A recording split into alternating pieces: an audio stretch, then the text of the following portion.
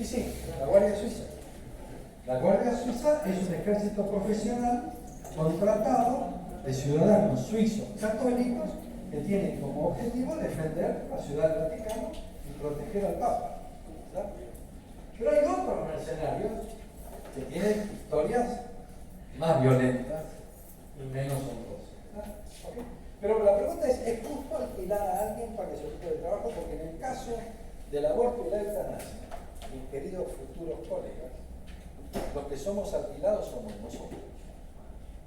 Por lo tanto, es importante que ustedes reflexionen sobre esto, porque les va a tocar. Yo ya voy a estar en la parte en la que está más en la cama del paciente, y a ustedes les va a tocar eventualmente desembarazarse de mí. ¿Sabes? ¿Ok? Uno puede plantear el aborto como una finalización del embarazo, lo que deja fuera de la discusión a los embriones congelados, o puede plantear el aborto como la finalización de la gestación. La gesta no es lo mismo que la concepción. La gestación es el desarrollo de la etapa embrionaria y tiene el problema de los embriones congelados que está en discusión en estos momentos en la Corte Suprema. La Corte Suprema se va a expedir en poco tiempo sobre el estado de los embriones congelados en virtud de dos situaciones conflictivas. Uno, una familia con un esposo que se separaron y que solicitan la destrucción de embriones congelados, y otro es la experimentación con embriones cuyos progenitores ya no desean conservar. ¿Okay? Y un punto importante es que cuando vean las palabras, ustedes tienen que pensar que detrás de cada una de estas palabras hay emociones que hacen que algunas palabras nos suenen mejor que otras. Si uno piensa el aborto como interrupción, como finalización, como destrucción o como muerte, las cuatro dicen lo mismo, pero no lo dicen de la misma manera. Y si uno dice, ¿qué impacto tiene en mí definir esto de esta manera? Uno puede encontrar algún punto de incomodidad. Cuando uno siente algún punto de incomodidad, cuando analiza un tópico, debe profundizar en eso, porque algo está pasando que le genera incomodidad. ¿Está? En el análisis crítico, yo lo que hice fue estudiar las 814 páginas de la transcripción de la discusión del año 2018. ¿Por qué estudié eso? Porque el aborto no había sido tema de la plataforma electoral. Y lo que ustedes van a ver ahí son los argumentos de los representantes del pueblo en caliente, es decir, en un tópico que no había sido tema de campaña electoral, por el cual los representantes se habían distribuido azarosamente. Están disponibles, están en internet, se pueden bajar, y es un texto, bueno, a mí me resultó interesante leerlo. ¿Qué argumentan los representantes del pueblo en eso? Uno, que es un derecho de las mujeres. ¿Se debe tema lugar? No tiene. ¿Quién está de acuerdo? ¿Quién dice sí? La verdad, este es un tema de las mujeres y los tipos se tienen que calar de boca. Entre ellos ustedes, cuidado. Uno, dos. Pero no es que creo que no tienen que opinar. Sí creo que tienen una opinión en cuanto al tema, pero no pueden decir cómo se puede sentir una mujer respecto al tema. No sé si me explico. Sí, perfectamente. Pues sí, pueden argumentar todo lo que quieran, pero lo que no pueden es asumir un rol femenino que no tienen. Claro, exacto.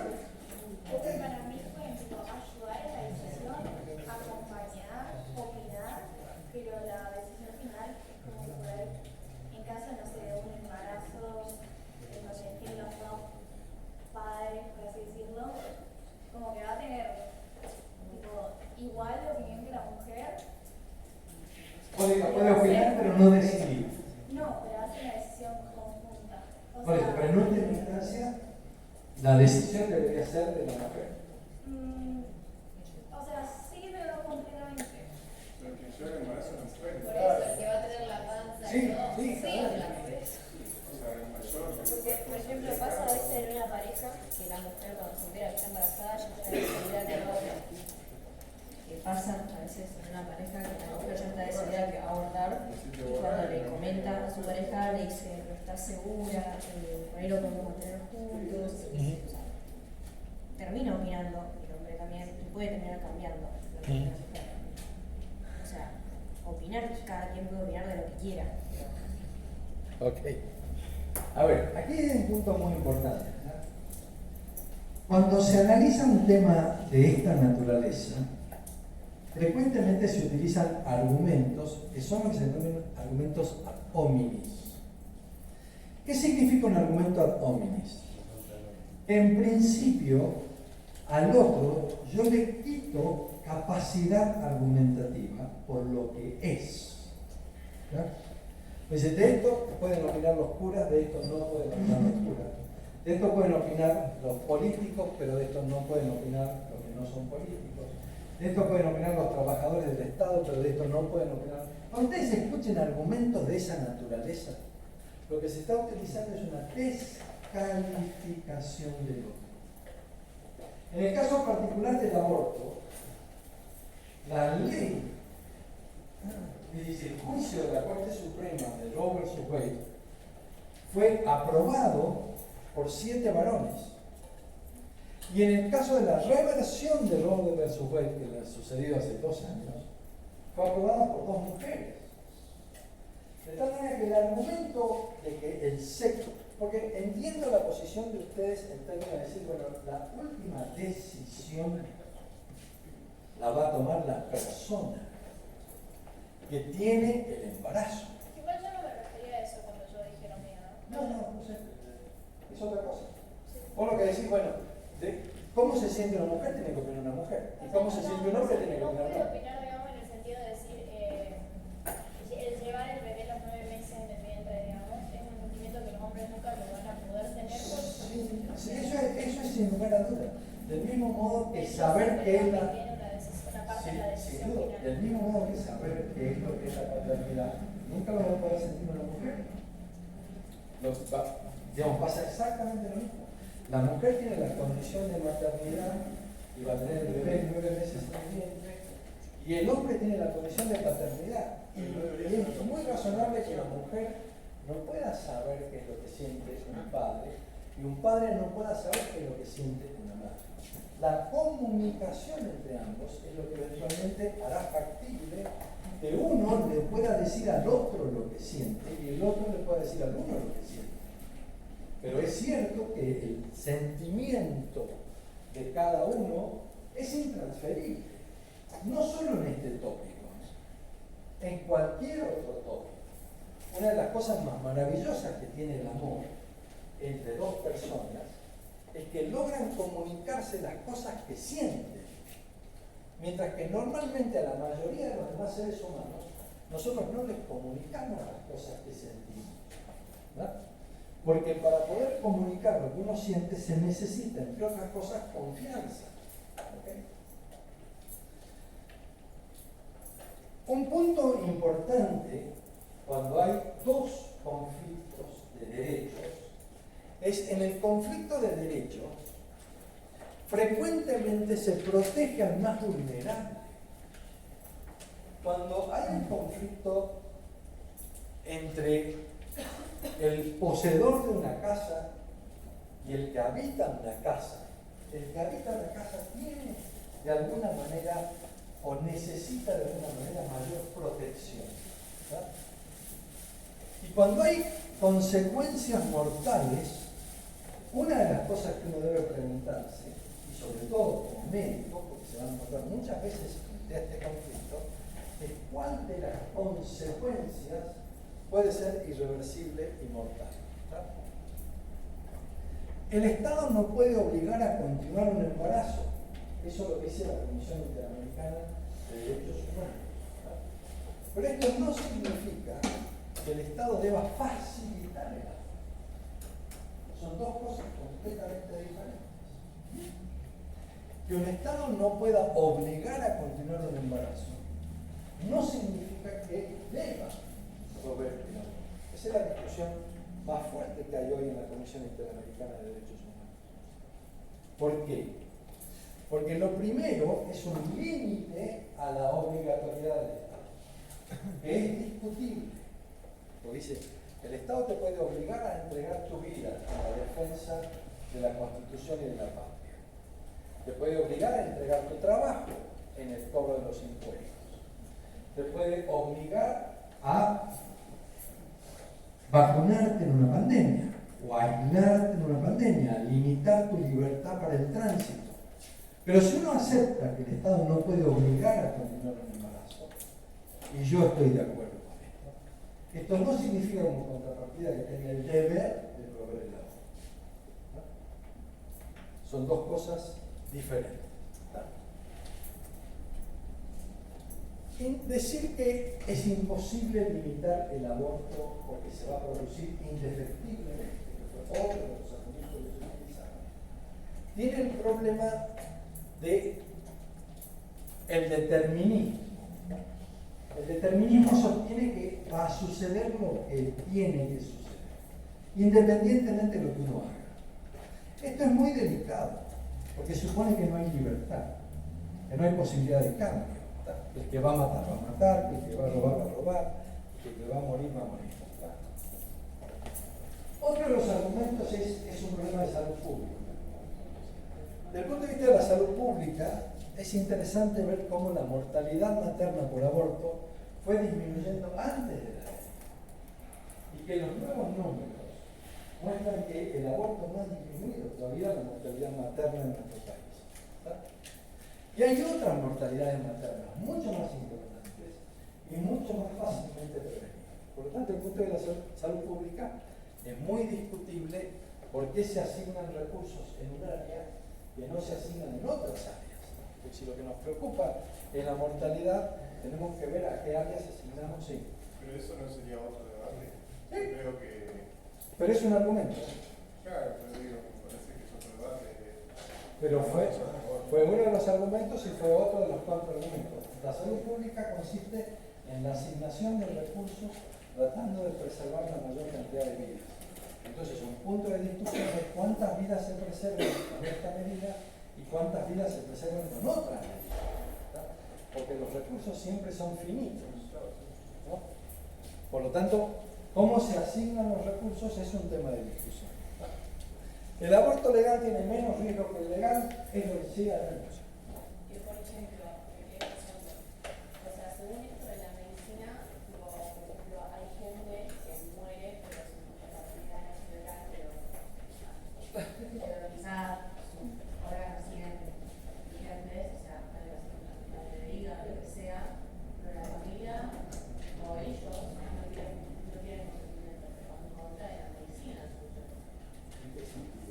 Porque la familia elige si la familia o el mismo si hace algo Si donan los órganos. Exacto, entonces sería esa discusión, tipo, una medicina está haciendo que otra persona se muera porque no puede usar sus órganos, pero es la decisión de la familia.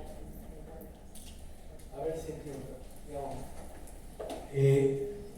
Vos dices, la decisión de la persona debe ser respetada aun cuando pueda haber daño consecutivo a otros por esa decisión. Por ejemplo, que si alguien decide no donar los órganos, esa decisión se debe respetar aun cuando pueda haber otros que pudieran beneficiarse de él. Esto es Lo que dice, según las reglas del hospital, de la justicia, de lo que sea, pero, o sea, está hecho de esa manera, y como médico lo puedes decir, ah, no, lo corto igual. Porque, o sea, sí. claro, por eso. A ver, se entiende, estoy totalmente de acuerdo, me parece que uno no puede obrar en contra de la voluntad de una persona. Esto no significa que uno necesariamente deba obrar a favor cuando considera que es un error o cuando considera que hay un tercero inocente. Digo, sí. Una consulta sobre ese tema. Cuando cumplís 18 años, ¿se siguen preguntando si querés ser o no donador de órganos? Hay, para nuestra ley, está lo que llama el donante presunto. Es decir, si en el momento en el que ustedes hicieron el documento o hicieron el carnet de manejo, no establecieron la negativa a la donación de órganos y tienen un accidente en la calle y no pueden responder, se presume que son donantes. Con la donación de órganos vos tienes básicamente dos grandes escuelas en el mundo. Los que consideran que el consentimiento presunto del donante es válido, por lo tanto explícitamente te tienes que negar a ser donante, o los que consideran que el consentimiento de donación debe ser explícito. Por lo tanto, si no dijiste que sí sos donante, no se puede considerar donante. La diferencia es que con la donación presunta hay un 83% de provisión de órganos. Con el consentimiento explícito hay un 17% de donación de órganos. De tal manera que pareciera ser que una decisión por default, en un caso facilita mucho la donación de órganos y en otro caso no. Pero siempre hay en los dos grupos quien no lo dona. Ahora, en ese caso no puedes sacarle los órganos. Eso coincido absolutamente. Lo legal, esto desde un punto de vista formal es una tautología. Lo legal siempre es menos riesgoso que lo ilegal. ¿Okay? ¿Por qué? Porque se hacen en diferentes condiciones. Pero aún en condiciones absolutamente legales, en los Estados Unidos, la mortalidad por aborto legal en los Estados Unidos es diferente entre blancos y negros. De nuevo, cuando uno analiza la diferencia racial, lo que está haciendo es una diferencia esencialmente de nivel socioeconómico. La diferencia de mortalidad entre pudientes y no pudientes es altísima. El otro argumento que se hizo mucho hincapié es lo del embarazo indeseado. El problema con el embarazo indeseado es un problema extremadamente grave desde el punto de vista ético. Porque un embarazo indeseado transforma a un niño en indeseable.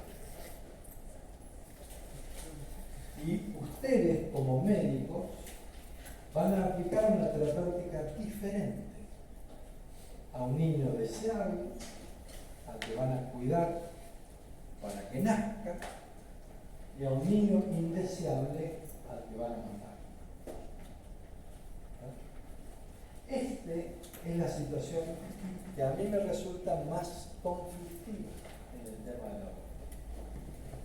Porque yo como médico juré no discriminar entre personas. Yo juré que voy a aplicar mi arte y mi ciencia a todos, sin discriminar. Quiero hacer una pregunta, porque usted hace sonar embarazo indeseado como, no sé, muy feo, como que hace y ya no van a querer, ¿entiendes? Yo, por ejemplo, según mi viejo, yo creo de rebote, digamos.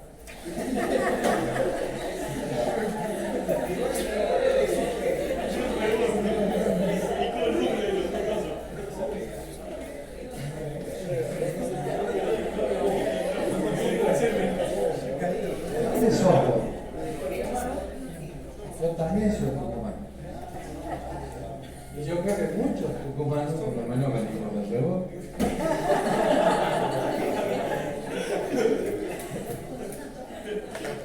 Aquí yo lo que estoy analizando, Ignacio, es que fundamentalmente, aquí lo que yo estoy analizando, Ignacio, es fundamentalmente argumentos. Nuestros representantes en el año 2018, en algunos casos, argumentaron que el aborto estaba justificado en los embarazos indeseados. El problema de este argumento, para mí, como médico, es que un embarazo indeseado transforma a un niño en indeseable.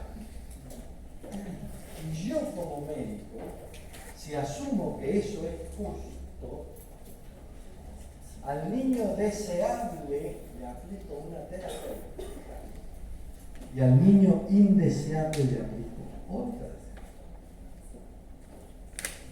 Y el problema de eso es que va en contra de mi juramento.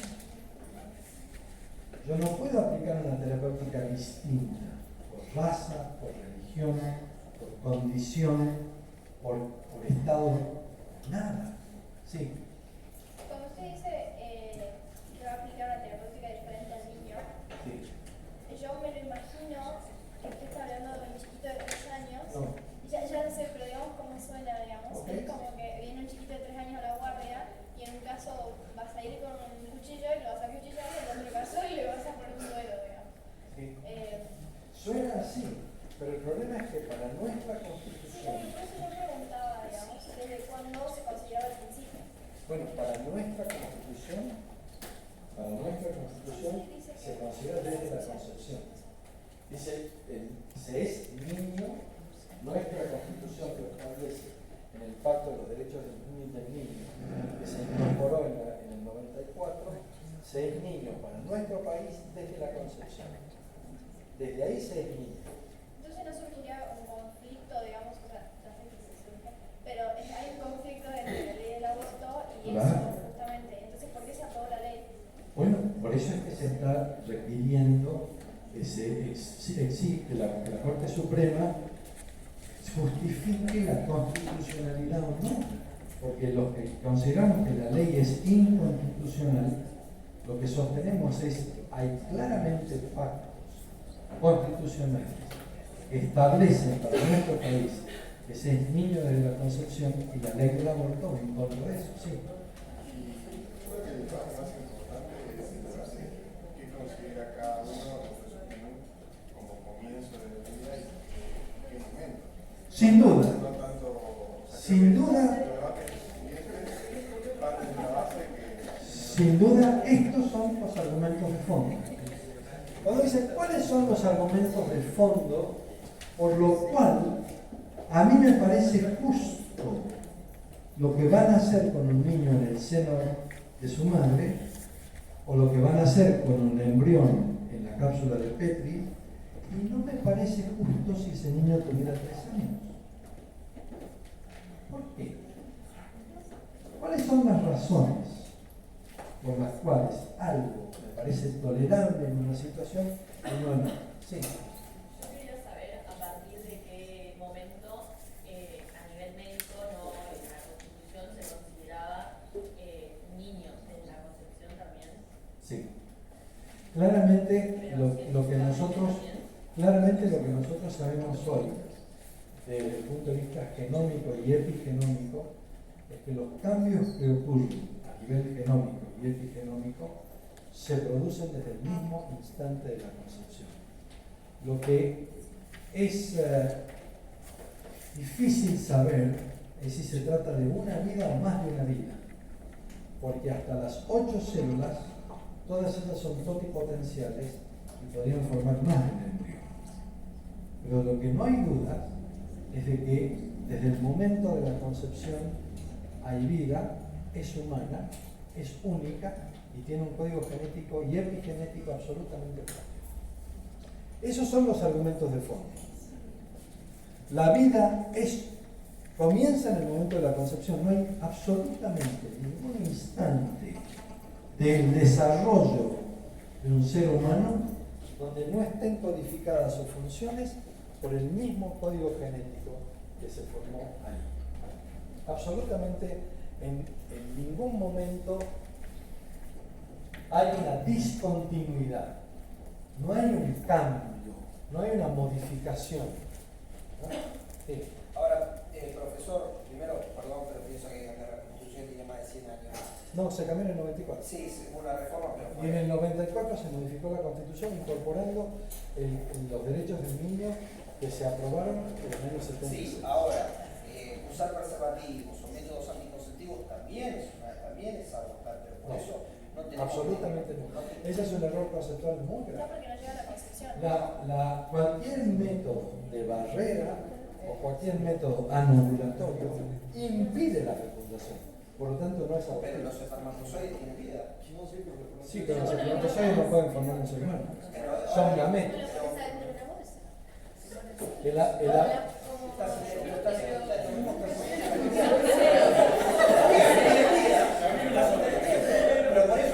No, a ver, hay un error conceptual muy importante. La vida humana comienza con la concepción, que es la fusión de los gametos. Ninguno de los gametos en forma independiente puede dar lugar a vida humana. La fusión de los gametos da vida humana. De los llamados métodos anticonceptivos, el más cuestionable, desde el punto de vista de si se es considerado abortivo o no, es el DIU, el dispositivo intrauterino. Porque básicamente de los dispositivos intrauterinos hay tres variedades. Uno que tiene cobre, otro que tiene levonorgestrel y otro que no tiene ni cobre ni levonorgestrel. Este último solo tiene como mecanismo de acción la irritación de la mucosa del endometrio e impedir la implantación. Pero ningún método de barrera y ningún método anovulatorio es abortivo, porque no permite que se produzcan o se fusionen los gametos. Y aquí estamos hablando de la vida que se produce después de la fusión de los gametos. Los gametos tienen vida, sí, de gametos, limitada en el tiempo y con una función específica.